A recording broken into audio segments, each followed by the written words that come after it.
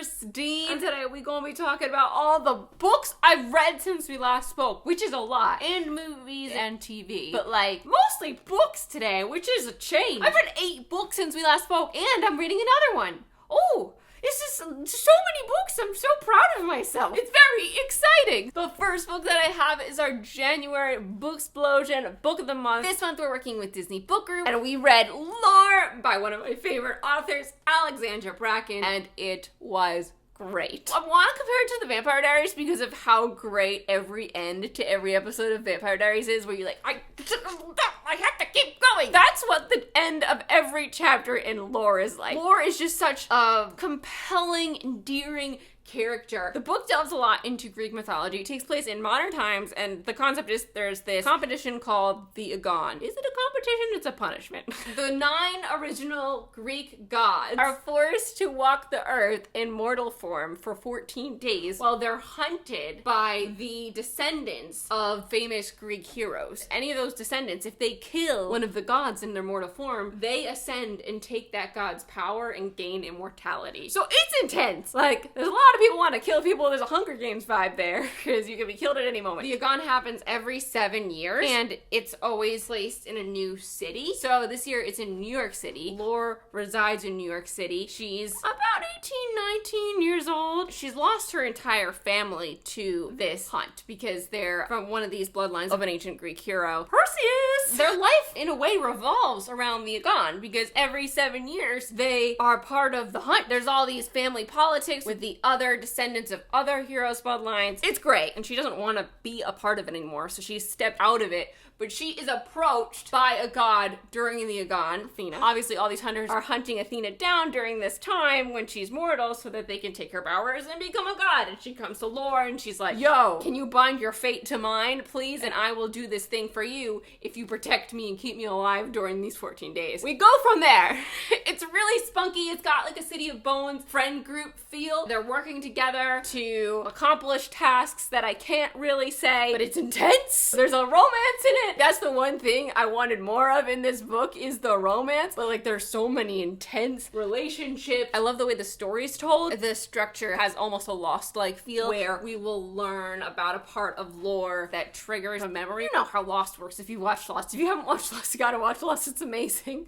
It changed television. I did the audiobook, but I honestly wish I could have sat down and read this with my eyes. It's only because I was also on deadline that I ended up having to do the audiobook. So in conclusion, it was great. Highly recommend. If I were to rank Alex's books right now, I think it would go Never Fade, Darkest Minds, Lore, Passenger Wayfarer, and then In the Afterlife. This is way up there. This cast of characters is fantastic. I would love to go on more adventures with them, but the great thing about Lore is that it's also self-contained. Like, really love a standalone because you don't have to remember all the details for another book. You can just like have the satisfaction of a great end and sit with it, feel it, and then there's no pressure to remember the details. It's just like a load off, honestly. As an adult human, it's such a relief. Highly recommend Lore, especially if you're into Greek mythology. Like, I kept getting Percy flashbacks. I feel like I know the gods in like a more personal way because of Percy Jackson. So when I see them in Lore, I'm like, oh, I know him. He's more like this. So it's okay. Like, it's gonna be fine. He's not gonna actually do that bad thing because he's this. This is a way harsher, more PG-13 rated R look at the gods. They're not as nice as they are in Percy Jackson. And in Percy Jackson, they're not very nice, but like, they're nicer. If you don't know, Booksplosion is an online book club. We do monthly read-alongs. I host it with Jessie the Reader and Catty-tastic. It's super fun. We'll read a book together, and at the end of the month, we will do a live show discussion with y'all. It's a good time. If you want to join us, you can head over to any of our socials, youtube.com/Booksplosion, Booksplosion Twitter, Booksplosion Instagram. And this month, February, we are reading This Is Not the Just Show by Anna Carey if you want to join us. I forgot to talk about Emily in Paris in my last Stories I Ate This Month video. I watched Emily in Paris and I love that shit. Yeah, it's pretty dumb in some moments and like obnoxious and a little annoying and stupid, but also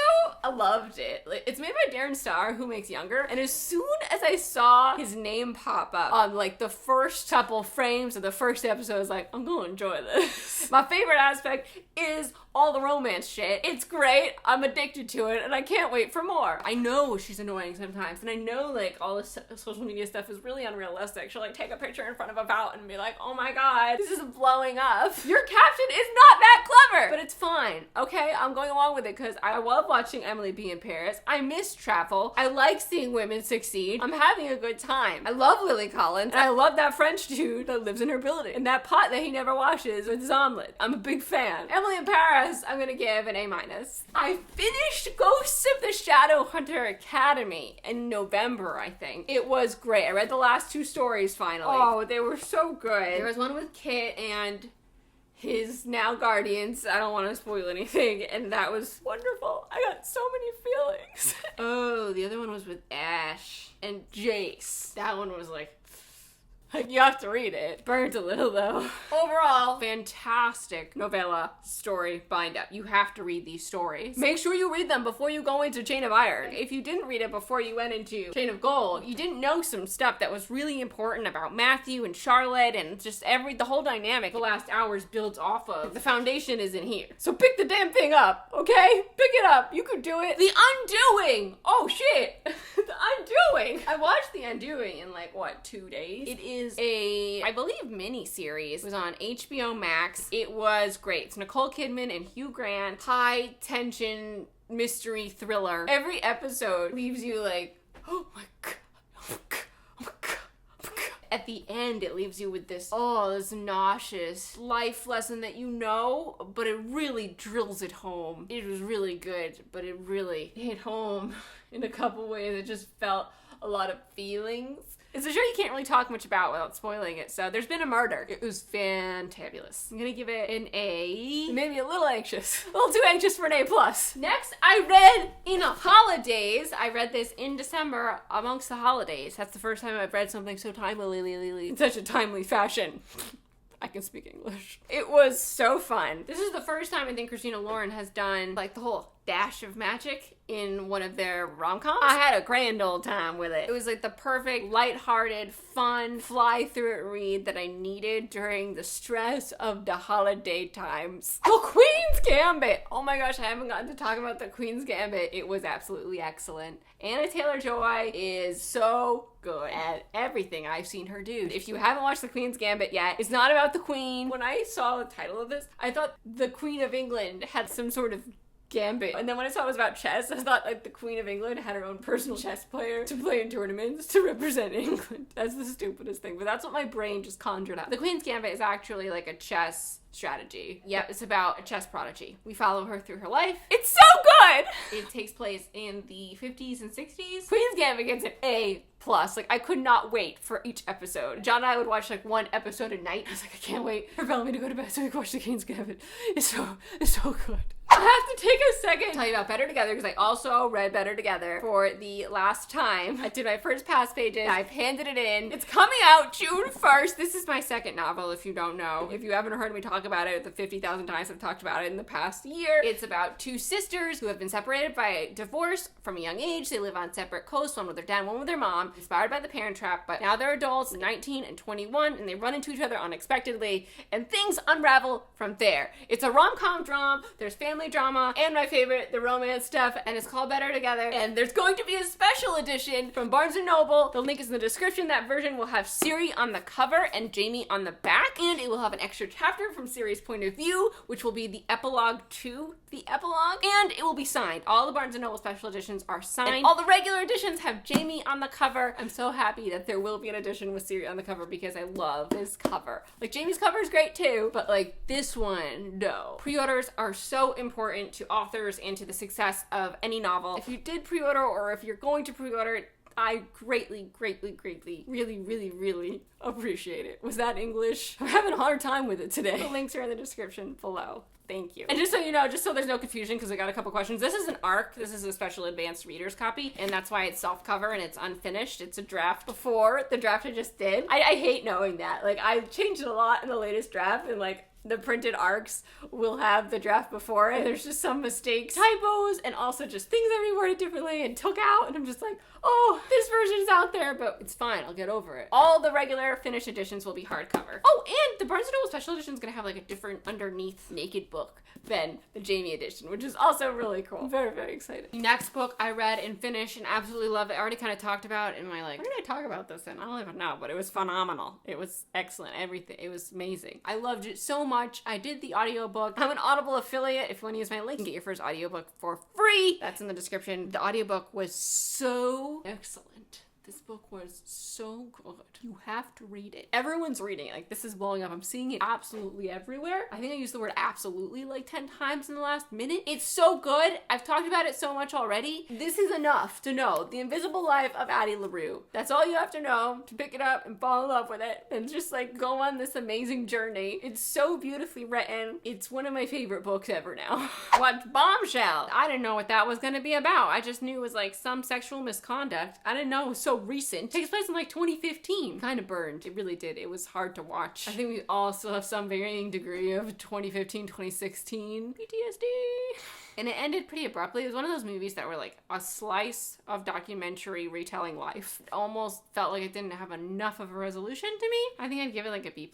I did watch quite a few movies and I talked about them extensively in another video. So it's just like repetitive to talk about them in here. I watched The Morning Show, which was just, I've been wanting to watch this since it came out because Reese Witherspoon and Jennifer Aniston, like I love those ladies. I grew up with them. And Steve Carell, like Mindy Kaling's in it. I automatically wanted to watch that and I hated that I couldn't because I didn't have Apple TV. And I got a new laptop recently and you get a year free subscription when you get a new Apple product. So I watched it. It was great. It didn't like hit that threshold where I was like, this is amazing, but it was very good, very moving and emotional at different points. It has a very newsroom-like feel without the Aaron Sorkin dialogue. It still has good dialogue. I'm not saying it's bad. Aaron Sorkin's dialogue is just like, whoa, way up there. They're not talking a mile a minute. It has pause. And it's more about sexual misconduct, actually. And it based off of, I guess, something that actually happened that I just wasn't privy to the fact that something on Good Morning America, one of the hosts was fired for sexual misconduct. And that's how the morning show starts. One of their Good Morning America equivalent, the morning show, anchors has been fired because of varying cases of sexual misconduct. That is Steve Carell. And so Jennifer Aniston is left as the sole anchor and they need to find a replacement anchor. And that replacement anchor ends up being Miss Reese Witherspoon, who is playing a very different character than I've seen her play before in the morning show. And I enjoyed it immensely. They're filming season 2, I think, right now, and I'm excited. I think I'd give it an A-.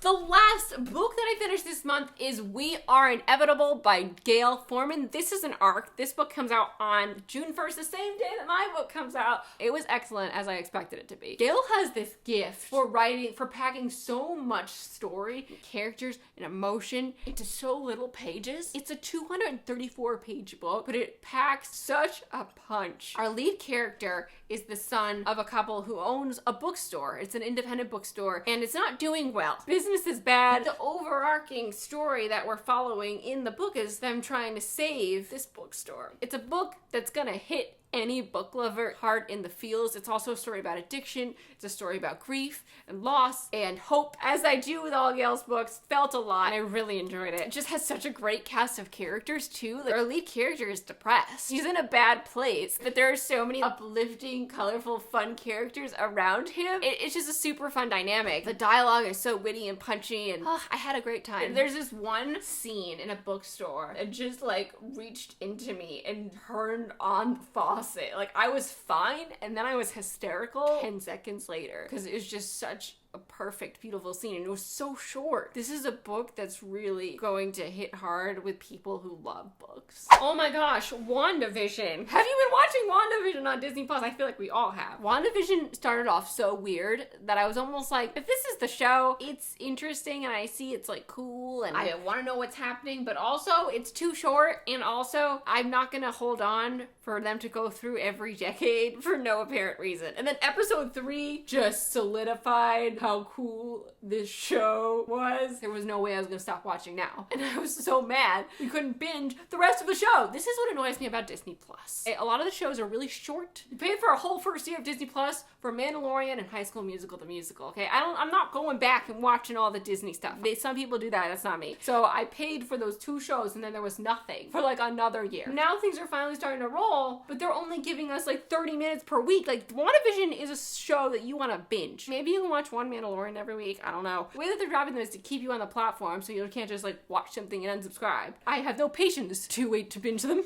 It's just like this whole conundrum. WandaVision's really good. I've only seen 3 episodes, but I'm hooked and I can't wait to watch more. Right now I'd give it an A+. Like episode 1 and 2, they're fun and they're done really well. Like, I don't want to watch a show from the 50s. Is what it comes down to. But then we got real interesting. And now I'm like, fine, I do want to watch this real bad. They're doing some fun shit. 3rd episode got an A+.